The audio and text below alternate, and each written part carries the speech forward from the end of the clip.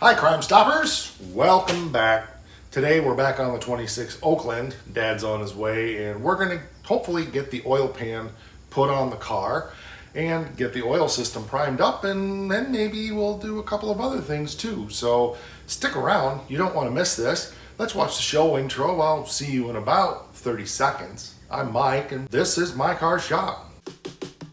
Working out of a 100-year-old refurbished barn, bringing 35 years of experience to projects considered beyond repair. Vision, creativity, and problem solving are essential tools in this place.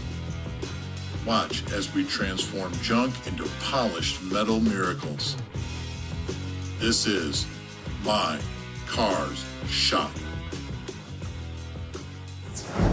For those who are new to the project, you can definitely go back and check out the other 20, some number of episodes on the car from the very beginning when we had pulled it in the shop here and torn the engine apart to all that we found with bad valves. And there was just a lot of stuff that was not right on the engine. We had to replace the camshaft. We found a rod bolt that was loose, so the engine probably had a knock, which was why it was no longer driven. We went through the process of putting the new front tires on, how to use the tool to collapse the rim. We went through refurbishing the wooden wheels, and the back wheels are stuck and we haven't been able to get those off of there yet. We're working on some ideas for that. In fact, I have a friend who has volunteered to search for a nut that will screw onto that hub so I can make a tool. So that may be coming. We'll see if he has any luck. So we'll be taking care of that today as well. But there's just a lot of stuff. But our goal today, as I said before the intro, in the intro to the intro, that's what it was, is to get the oil pan on the car, get some oil in it, and prime the oil system with the tool that we made on the very last episode on this car. So we've just done a lot. There's a lot that's been going on here.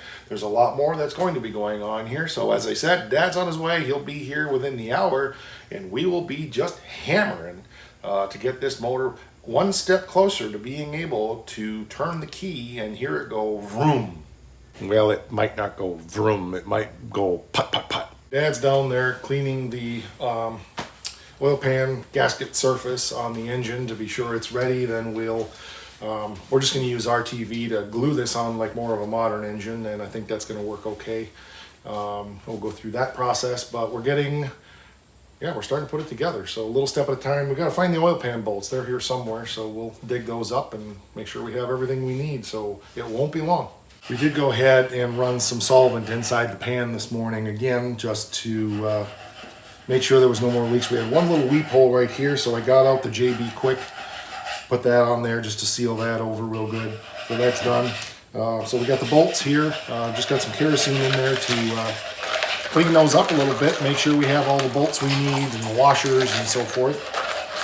And then we'll get this gasket surface cleaned up on the oil pan as well.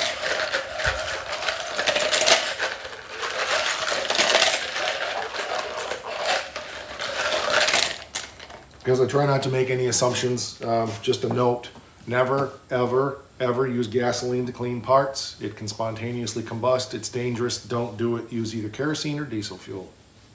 So while Dad was cleaning under the car, that's all done. He's just going ahead and scraping these gasket surfaces here now. I went through and checked all the bolts. We have about 18 out of the 26 that I think are usable. We're not going to be able to buy bolts like this. They have a little bit thicker head, but we can buy bolts this size, obviously, and that's what matters. So we're going to go ahead and replace those bolts. But in the meantime, we're going to go ahead and put the pan on and with the silicone and just kind of snug it in place as best as we can. Let that silicone dry a little bit while we run and get more bolts and some other things we need, and come back, and then we'll be able to tighten it down the rest of the way.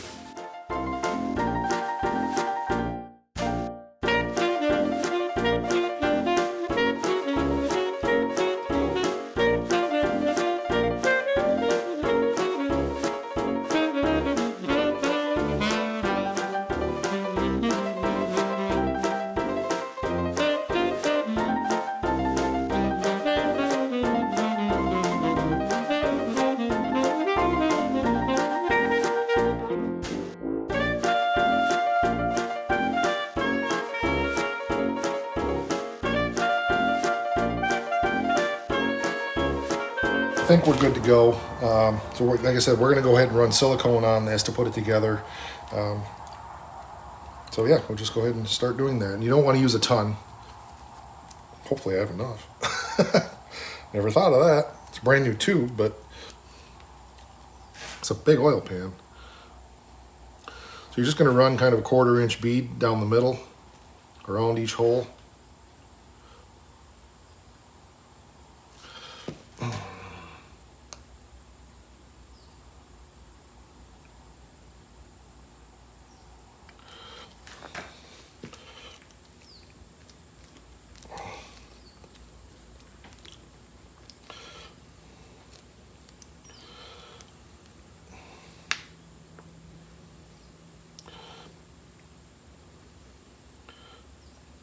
We should have plenty.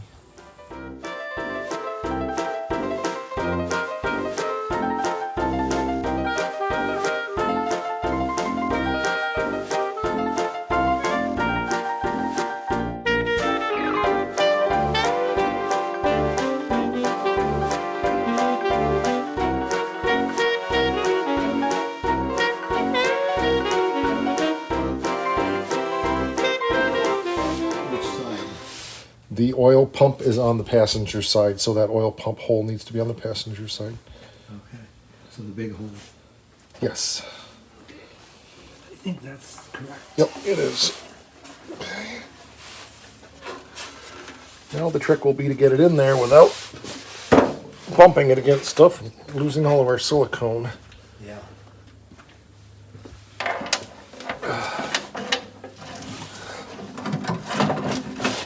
Okay, we're on, and we're in, I think. Okay, good. All right, if you got some bolts, that'll be next.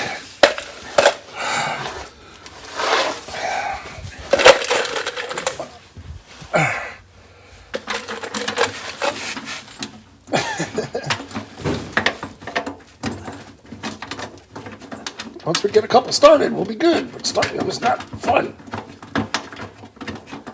You got one? No. I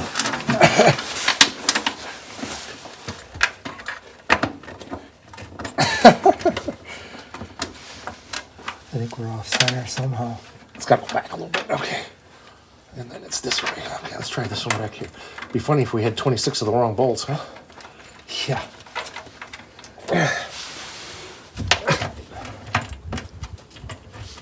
Okay, I got one.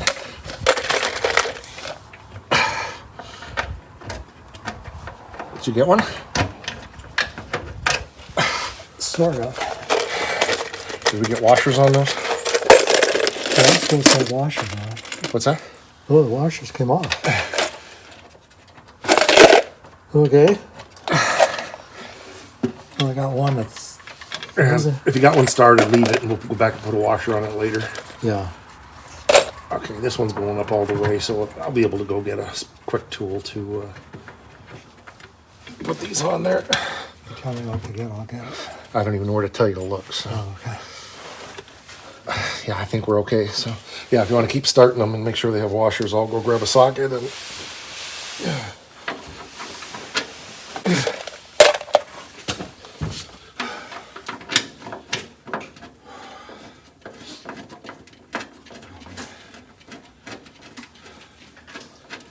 Busy wizzy today.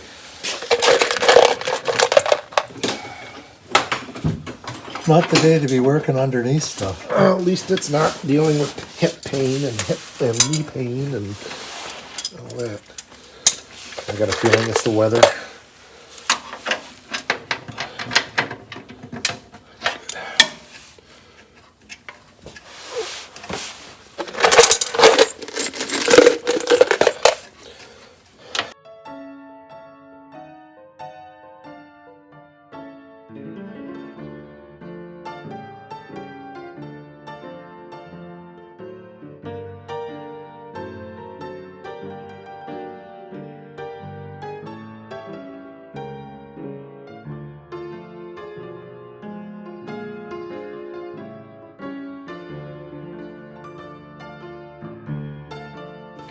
All right, so we've got the oil pan on and just letting that silicone dry. We're gonna run to town, get some lunch, get some bolts, pick up a battery for the car.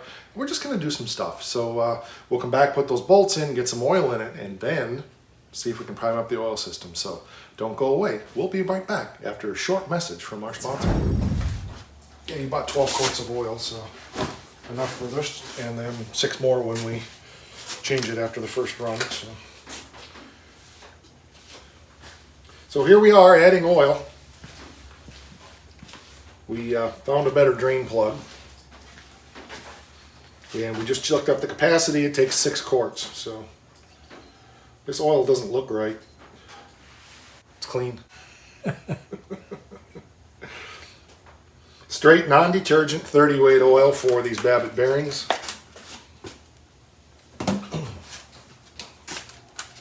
So far it's not leaking out on the floor. That's good.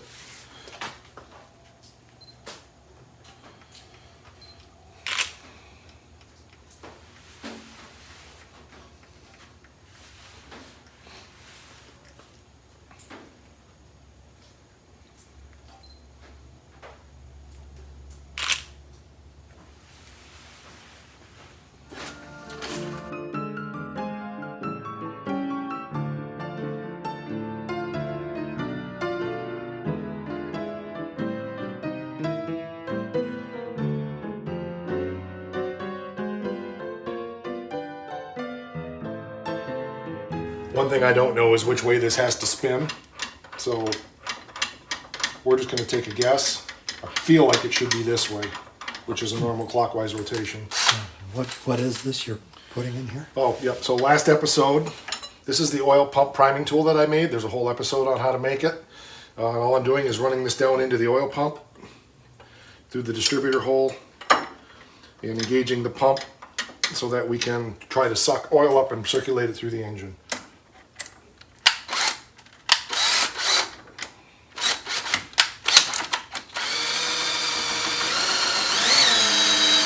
It caught. You hear it squirting? Yeah. Okay. You want to go look at the oil pressure gauge in the dash? Yep, I could feel it. So it's clockwise rotation for anybody working on an Oakland. You got a 50-50 chance, and it certainly doesn't hurt going backwards. We still have to fill up the oil filter and stuff like that, but you ready? You see it? I see it.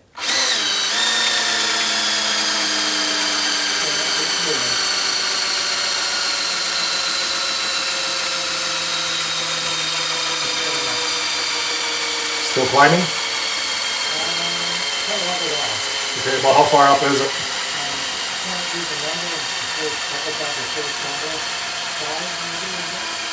Okay. This drill is dying, so I want to go either get an electric or get a new fresh battery for it, and we'll get some RPMs on it. Okay. But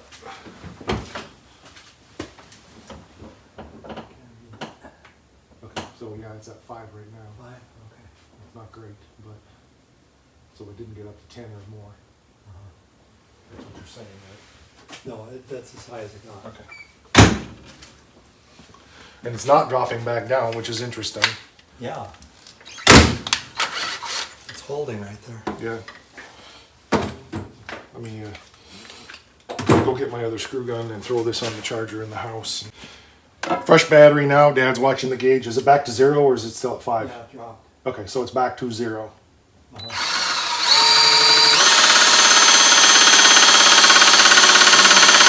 It nailed it. Nailed it at what?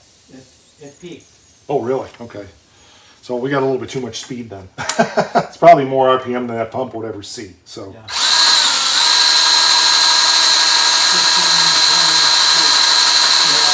It peaked the gauge again? Yeah. Okay. Well, that's good. That's as slow as I, well, it's variable.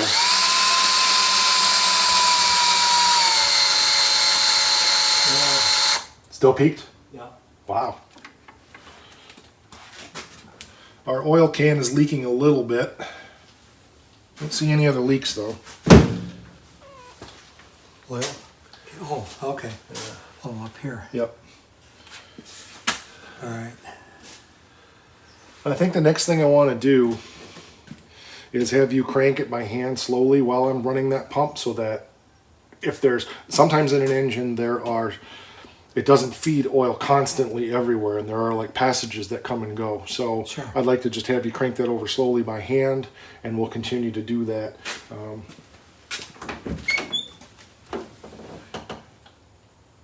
So it pegged it over at 30, past 30 psi.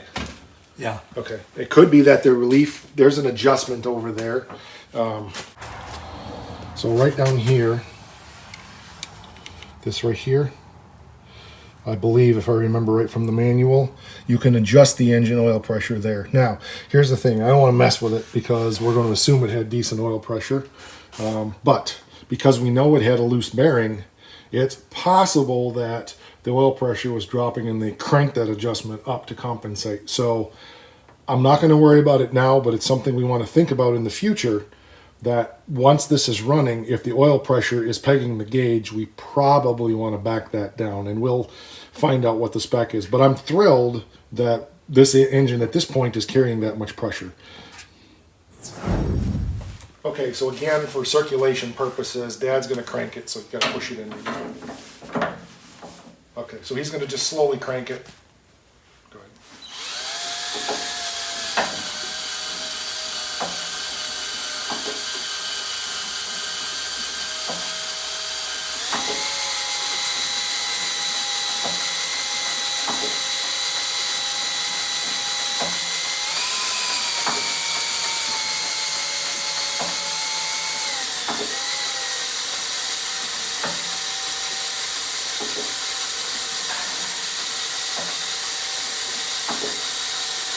Okay, that should do it. Oh, feeling a little cranky. Don't be so cranky. Yeah, I think that should do it. Again, I'm seeing oil coming out over here, so I'm guessing it's in the, Yeah. So that's my only concern with that rod bearing having been loose, that maybe they saw it was dropping low on oil pressure and turned it up. I doubt it, but but I don't know actually what the RPMs are going to be on that pump with this engine. I have no idea. I could be spinning this thing 4 times faster than it should be. So you want to look at it again, just wherever it's at, and let's see if it changed at all.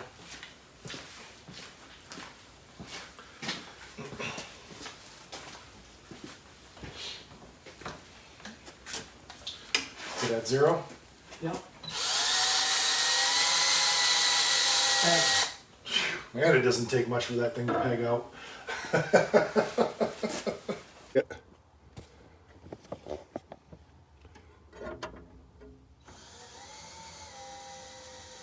Okay.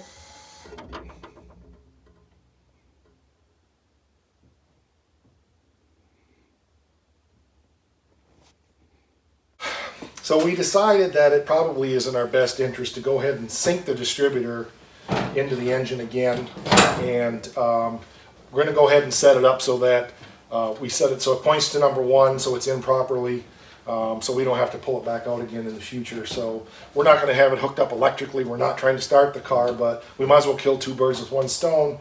We're going to put the battery in and try to crank it over under its own power, and we figure it's a good idea to have the distributor in so that the oil pump is seeing the correct RPM, so that we can see at least what our cranking oil pressure is. We looked up the spec in the book, and it should be 40 miles an hour, which I'm guessing is like 2,500, 3,000 RPM. Should be about 20 to 25 PSI of oil pressure. We don't know. We're going to try it. We may end up having to pull the distributor out, but I feel like we did get a good prime on the system. I don't think we have any restrictions in there. I've thought back through everything we did. We blew out all the oil lines and passages. I think I even blew some brake cleaner carb spray through them. So I'm quite sure that what we're seeing here is real. And the second thing we have to remember is this oil is cold. It's only probably 70 degrees today. So for oil, it's pretty thick right now. So that high oil pressure could be also a factor of that. When this oil is thin, I'm betting this oil pressure drops down a lot lower. We're going to turn this up to get number 1 cylinder at compression, and then the 2 of us will need to line up the mark so that we're exactly top dead center. All I do is put my thumb over the hole, and crank it over till it puffs. Like that. And I probably went too far, so let's do it again.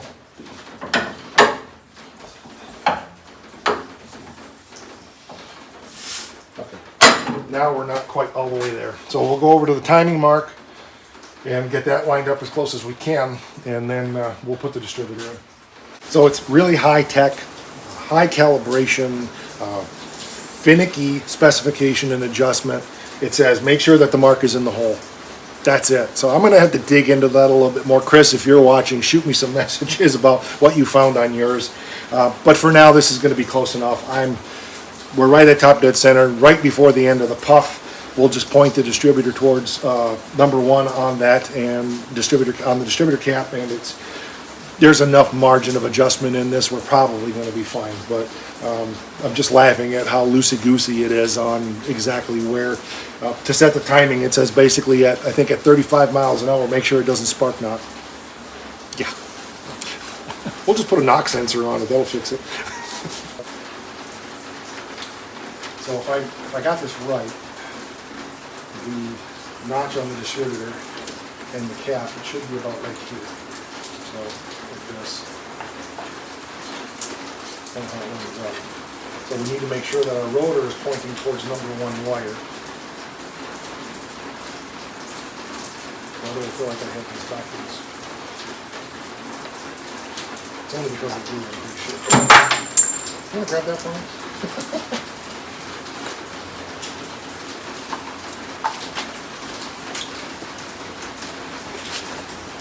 This is where it should be, I think. And this is number 1. So number 1 is directly that way. That should be pretty simple. Yep, number 1 is, and I think I remember that from when we took it apart, because I think we actually set that. I think I remember checking it.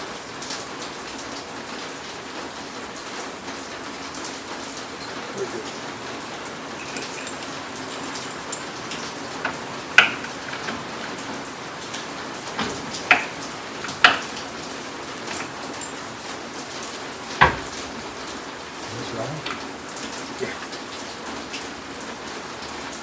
Probably 1 tooth off. It's pointing that way, and I want it directly that way.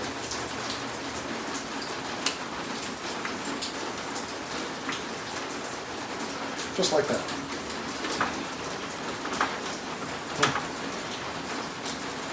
Down in there all the way, because why?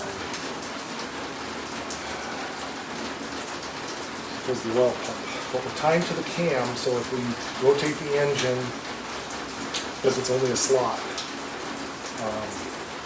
if we rotate the engine, the cam should turn and then it'll drop into the oil pump. Does that make sense? So right now, let's say our roll pin is this way and our slot is not lining up, it's like this. So that oil pump is held up that 1/4 inch because the engine needs to rotate enough so the distributor drops down in to the oil pump drive. So you want to crank that a little bit and let's see if that's true. Because we're timed okay now because we're into the cam view, so we know we're. Yep, go ahead.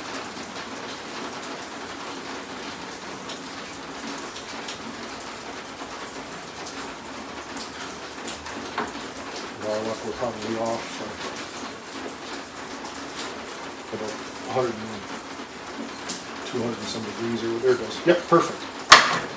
Okay, so that's what the issue was. So I timed it so that the distributor's lined up in the cam pointing to number 1. Then we had to turn the engine so that it matches the oil pump drive so that it falls down in to drive the oil pump. Make sense? If you say so. Okay, so our timing should be good now.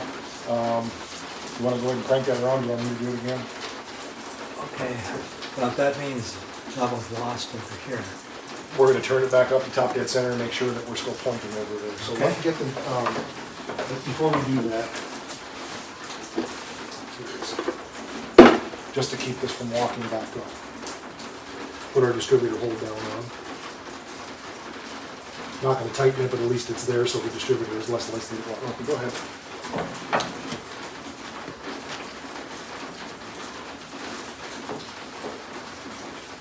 Suction. Keep going.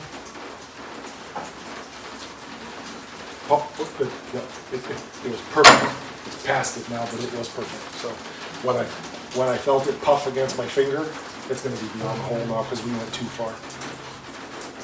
But when I felt it puff against my finger, it was straight on. Okay, so I'll do it again? Yeah, go ahead. That's fine. Yeah. I'll try not to be cheerful. Well, I was holding my finger really tight and I wasn't loose enough to be able to sense the puff coming. So.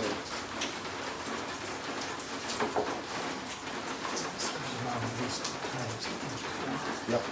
It should be four cycles. Okay, one more cycle. And yep, perfect.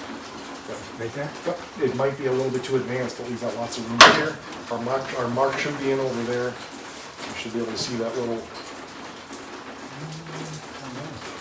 It's only about this long. It's not the full I'm not thing. seeing what I saw before. Okay. You might be 180 out.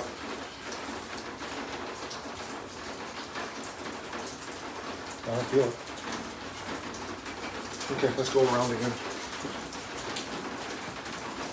Could be on exhaust stroke. Oh, wait till I get over here. Okay, go ahead. Oh. One more. Okay. I think we're too advanced. Check it now. I bet it's there. I think we're just past it.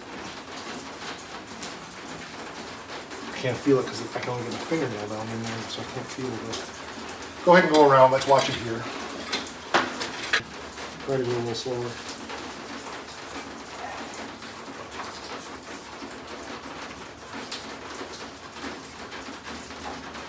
I'm not seeing it. I keep seeing the same thing. No, I think what I had was a divot in there. It wasn't a timing mark. I think it was just a mark. So, okay, let's go around to the puff again.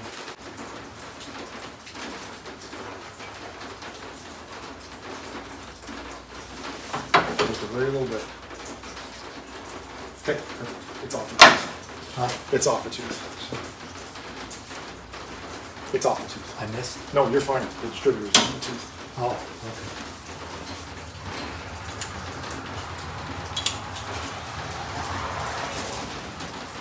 I don't care what the timing mark back there says. This is a mechanical reality. So. Okay, we're on now. If the mark is there, I don't know. It doesn't matter. We're right at top dead center compression. I know that for a fact. So. Okay. Can you see the mark there? The light's coming. So our next step on this is to get the battery in here.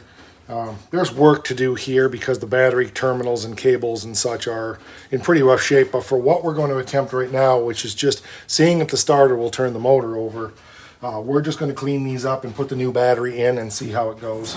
Okay, so we're just cleaning up the terminals a little bit. Flat file. There's a flat file in here. Can't imagine these terminals are too dirty after 75 years of sitting, but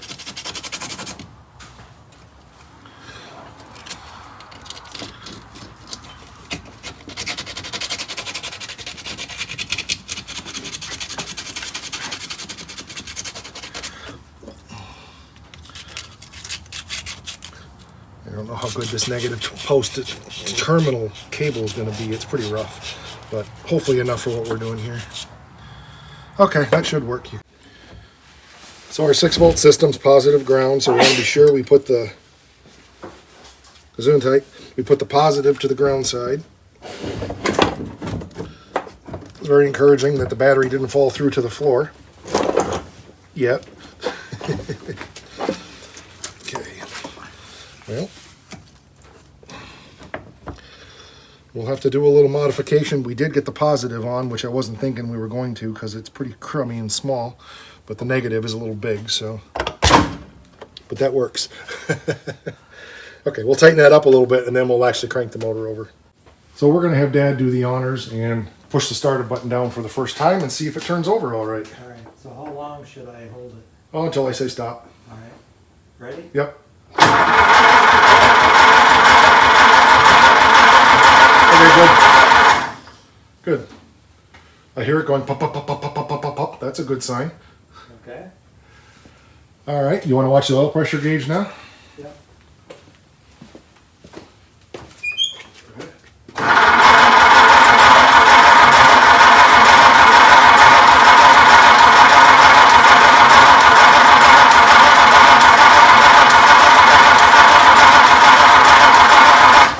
28. It didn't peg. 28 pounds and it didn't peg. We'll bring you in there and let you see. Well, there's our starter button, and Dad's going to push that down.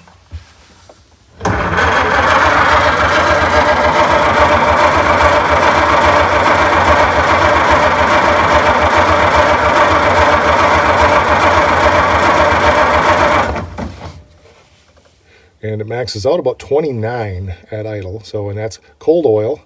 So I think we might be okay once it's warmed up and running. So one thing that we were just discussing is how steady this is when we're cranking it over, which means that the compression is equally bad on all the cylinders. No, it doesn't have a giddy up to it. So an engine that has a cylinder that's low, you can tell by the way it cranks, because it goes and kind of do that, or maybe in a couple of spots. Go ahead and crank this one, if you would, Dad, please.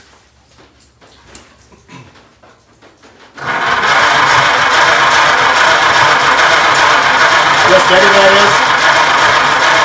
is? See how steady that is? There's really no real big gittle in it. A little bit, but we got to remember we have rings that are unseated after 75 years, so I'm really thrilled.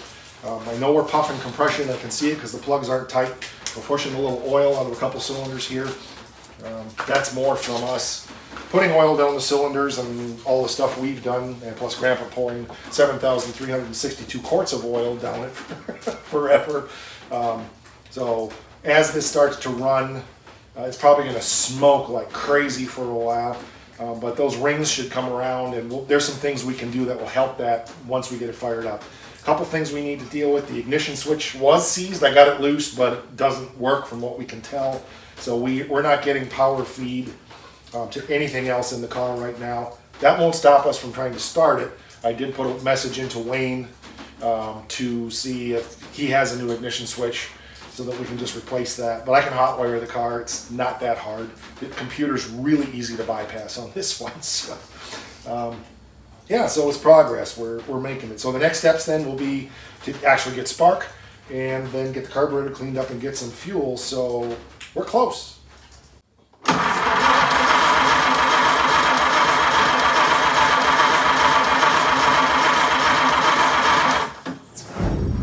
One small step for Oakland, one big step for My Car Shop.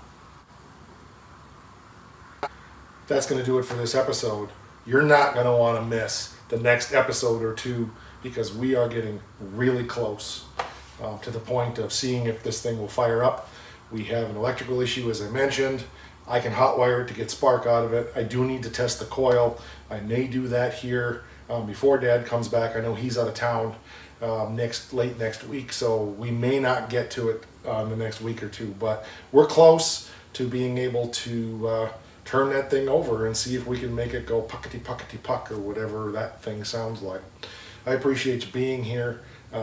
If you haven't subbed to the channel, please do that. Hit the bell so you receive the notifications. We are on the other social media platforms /My Car Shop. I hope you enjoyed this one. I'm getting excited. We're getting really close. Still a ton of work to do, but it would be nice to at least hear the motor fire over and see what it sounds like. So, all right, we'll see you on the next one.